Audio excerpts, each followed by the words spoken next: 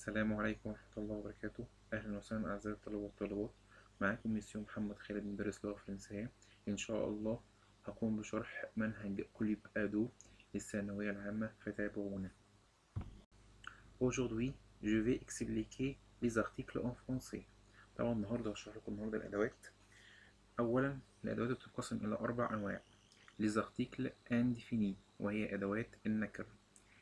2 les articles définis أدوات المعرفة.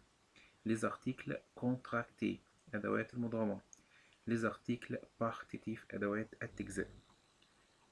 أولا هناخد les articles indéfinis. les articles indéfinis هي أدوات النكرة. أدوات النكرة بتنقسم إلى 3 أدوات اللي هو الأن والإن والدي. أولا أنا عندي الأن توضع أمام اسم مفرد مذكر، زي إيه مثلا؟ لو أقول un garçon، un garçon ولد. un ami، un ami صديق. un livre، un livre كتاب. un sac، un sac حقيبة. une وتوضع أمام اسم مفرد مؤنث، لما أقول une fille، une fille. une amie، ونلاحظ إن كلمة amie آخرها أو معناها صديقة مفرد مؤنث. une gomme أستيكة، une gomme أستيكة. une règle مسطرة، une règle مسطرة. تالت أداة اللي هي دي، وتوضع أمام اسم جمع بنوعين سواء جمع مذكر أو جمع مؤنث، زي مثلا دي جارسون يعني أولاد، دي في بنات، دي زمي أصدقاء، دي زمي صديقات. خلي بالك في ملحوظة في أدوات النكرة. واحد، أنا لازم أحفظ الكلمات بأدوات النكرة عشان تعرفني إذا كان الكلمة مفرد مذكر أو مفرد مؤنث أو جمع. طب تاني ملحوظة إيه هي؟ تاني ملحوظة ان انا لازم اعرف ان مش كل الكلمات المذكره في العربي يبقى في اللغه الفرنسيه مذكره، والعكس. يعني ايه؟ انا عندي كلمه مثلا انسق، كلمه انسق معناها حقيبه في اللغه الفرنسيه مفرد مذكر، في اللغه العربيه مفرد مؤنث. تمام. عندي كلمه تاني برضو، عندي كلمه ان بورت، ان بورت معناها باب، باب في اللغه العربيه مذكر انما في اللغه الفرنسيه مؤنث. فنلاحظ. تعالى كده مع بعض ناخد تمارين على ادوات النكره. choisis un، une، des. واحد، نقط كريون. كريون يعني قلم رصاص. أيوة أنا سامعك، أيوة صح، هي مفرد مذكر، ان كريون. اتنين، نقط كلاس. وكلمة كلاس اللي هو ايه؟ فصل. فصل مفرد مؤنث، صح، نختار une كلاس. تلاتة، نقط سور. كلمة سور معناها أخت، تبقى ايه؟ une sœur. 4 نقط لتر.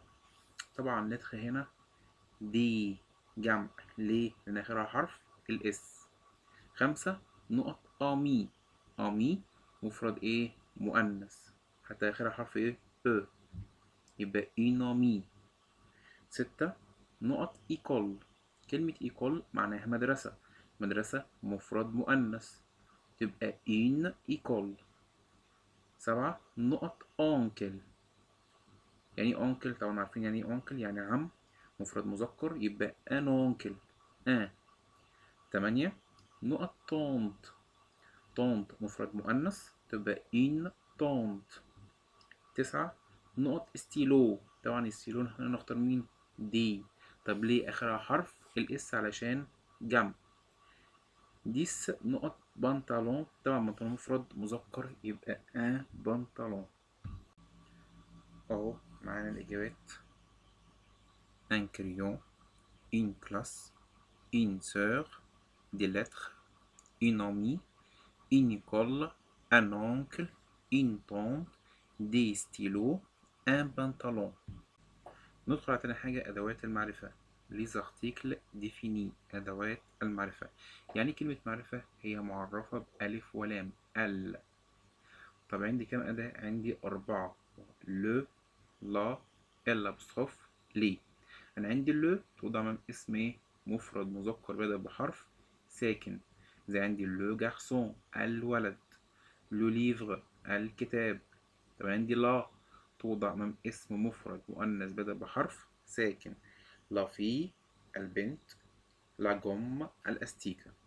طب عندي إلا بصف، طبعا إلا بصف توضع أمام اسم إيه؟ مفرد بنوعيه بس بدأ بحرف متحرك. يعني مفرد بنوعيه مفرد مذكر أو مفرد مؤنث. زي إيه مثلا؟ عندي لامي يعني الصديق، ده مفرد مذكر. وينفع برضه أقول لامي آخرها معناها الصديقة مفرد مؤنث. يبقى لازم يكون بدأ بحرف إيه؟ متحرك.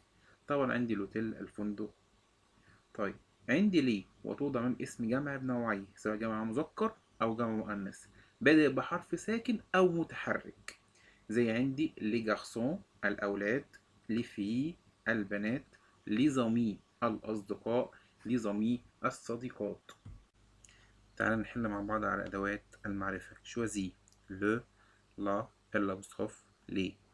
واحد، نقط فغير. كلمة فغير يعني أخ، طبعا مفرد مذكر بدأ بحرف ساكن. نختار مين؟ لو فخير يعني الأخ. طب اتنين، نقط ليسون. ليسون معناها درس أو حصة مفرد مؤنث بدأ بحرف ساكن. نختار لا. طب تلاتة، نقط صك. كلمة صك معناها حقائب آخرها حرف الإس جمع. نختار مين؟ ليه صك. أربعة، نقط إليف. كلمة إليف معناها التلميذ أو التلميذة. طب نختار مين؟ إلا أبوستروف. ليه؟ لأن بدأ بحرف متحرك. خمسة، نقط ستيلو. ستيلو مفرد مذكر بدأ بحرف إيه؟ ساكن فبنختار لو ستيلو. ستة، نقط سير. كلمة سير معناها أخت مفرد مؤنث بدأ بحرف ساكن. نختار لا. سبعة، نقط جيب مفرد مؤنث بدأ بحرف برضو إيه؟ ساكن. نختار لا. تمانية، نقط أونكل. أونكل معناها عم مفرد مذكر بدأ بحرف متحرك فبنختار إلا بصرف. تسعة، نقط طابل. طابل آخر حرف الإس يبقى جمع يبقى ليه طابل. عشرة، نقط غجل. غجل اللي هي مسطرة مفرد مؤنث بدأ بحرف ساكن. نختار لا. تعالى مع بعض نشوف الإجابات كده. عندي اهو لو فخير، لا ليسون، لي ساك، l'élève, le stylo, la sœur, la jupe, l'oncle, les tables, la règle. Merci à votre attention. Bonne chance, Monsieur Mohamed Khaled. À tout à l'heure.